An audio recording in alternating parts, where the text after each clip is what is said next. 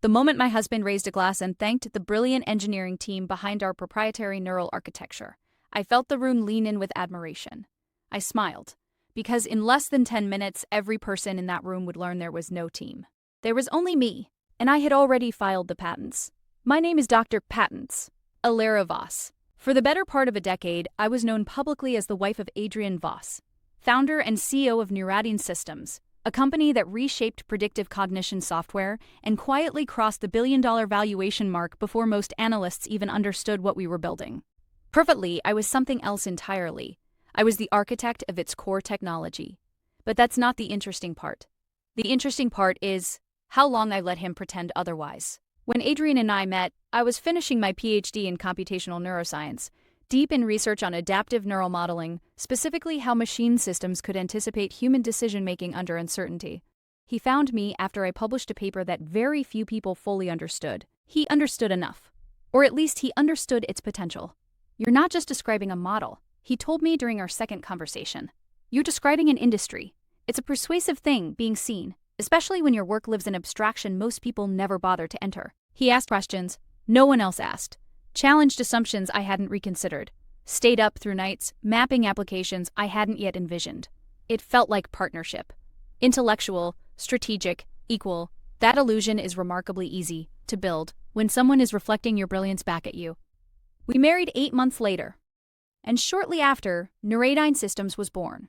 The first product, what would later become the backbone of the company, was something we developed together, or at least that's what I believed at the time. I designed the architecture, the learning loops, the predictive framework that allowed the system to adapt in real time, based on incomplete data sets. Adrian handled investors, messaging, scale.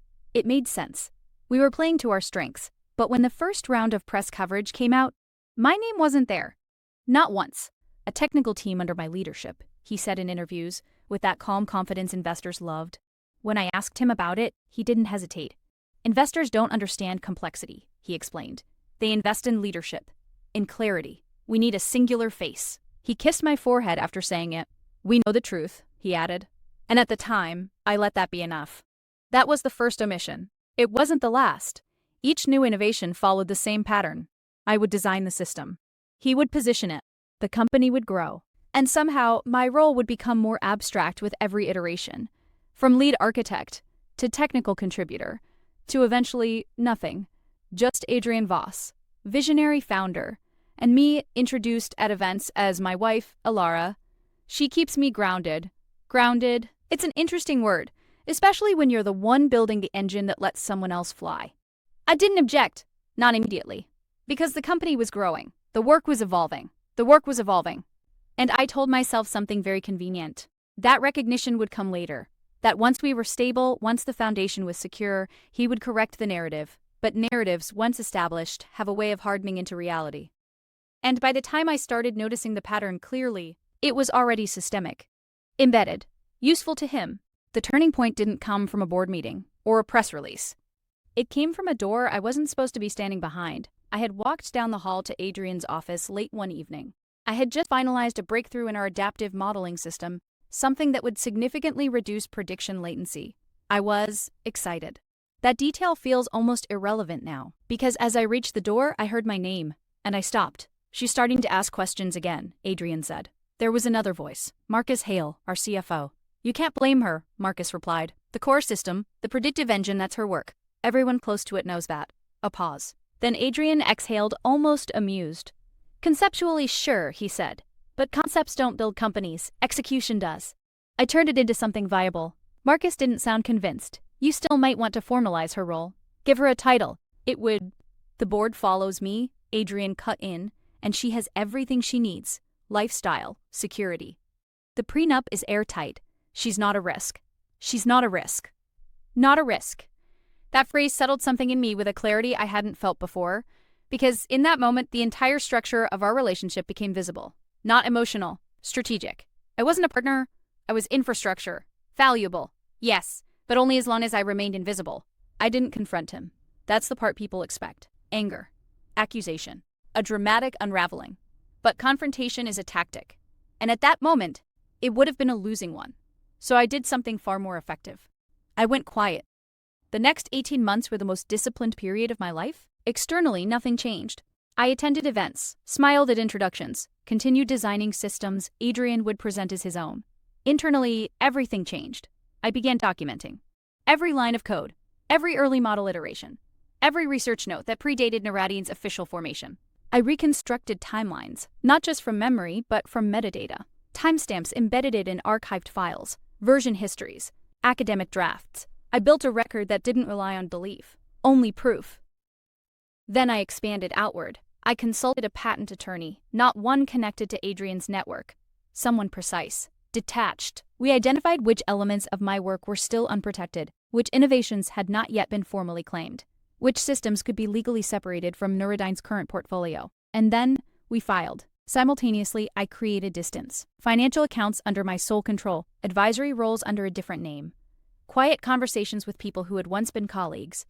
People who understood my work without needing it explained. I wasn't building an exit, I was building leverage. There's a difference. An exit assumes you're leaving something behind. Leverage assumes you're about to renegotiate. The most difficult part wasn't the work, it was the restraint.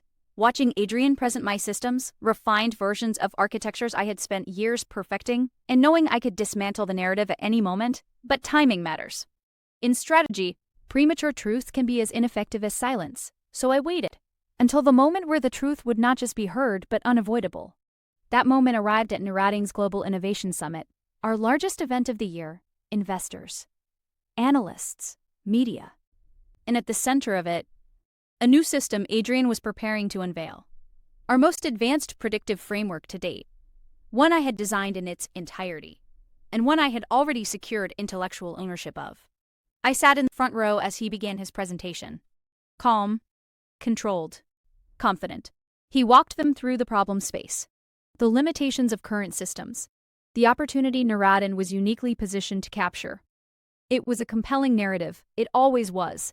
And then, just as he transitioned to the technical reveal, an assistant approached the stage, handed him a folder. I watched his expression shift as he opened it, confusion, then recognition, then something sharper. Because inside that folder was the official patent confirmation, my name, my architecture, filed independently, approved. Before his announcement, he recovered quickly. I'll give him that. Years of control don't disappear in a moment. This, he said, holding up the document, represents a strategic development I'm excited to share with you all. Strategic development, that was his phrasing. He reframed it in real time, positioning it as a partnership with an external entity.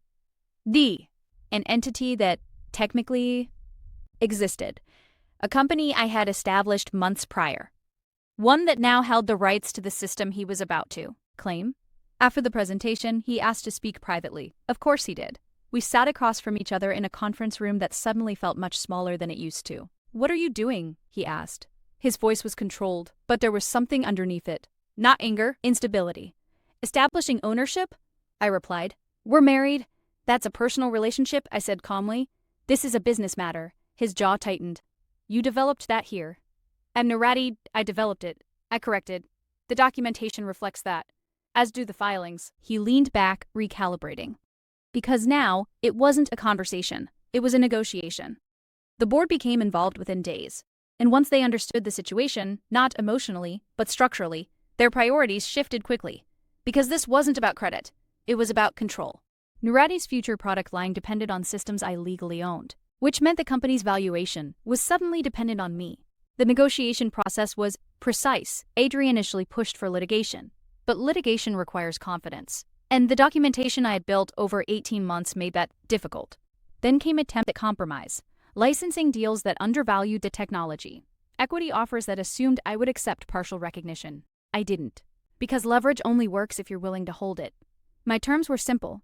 Full public acknowledgement as the architect of Naradi's core technologies. A formal executive role, not symbolic, but operational. Ownership retention of all independently filed patents, and a licensing structure that reflected their actual market value. The board didn't like the situation, but they understood it, because the alternative wasn't maintaining the status quo. It was losing access to the very systems that defined the company. Adrian resisted the longest, not because the terms were unreasonable, but because they required something far more difficult than negotiation. They required correction of the narrative, of the image he had built, and of the assumption that I would remain in the background. In the end, the agreement was signed, public statements were issued, historical records updated, and for the first time, my name was attached to the work I had created, not as an addition, but as its origin. Our marriage ended shortly after. No, dramatically, not emotionally, just concluded. Because once a relationship reveals its true structure, continuing it requires a level of denial I was no longer interested in maintaining. Today, I serve as the public face of Nurati's innovation division. I give the presentations of HAD's and Nurate's innovation. I give the presentations. I answer the technical questions. And when people refer to the architecture that reshaped the industry, they use the correct name. Recently, after a conference, a young engineer approached me. She hesitated before speaking. "I've followed your work for years," she said, "but I never understood why you waited." I considered that, because it's the question people always ask. "Timing," I said, "not hesitation." She frowned slightly. "Weren't you angry?" "Of course," I said, "but anger is immediate. Strategy is enduring." She nodded slowly, understanding something she hadn't yet experienced, and I realized that was the real answer. Because in the end, this was never about revenge. It was about alignment between truth and what could be proven. If there's anything worth remembering, it's this. The world doesn't reward what you know you've done. It rewards what you can demonstrate beyond dispute. Patience isn't passive. It's preparation, and the most decisive moves are the ones made long before anyone realizes the game has started.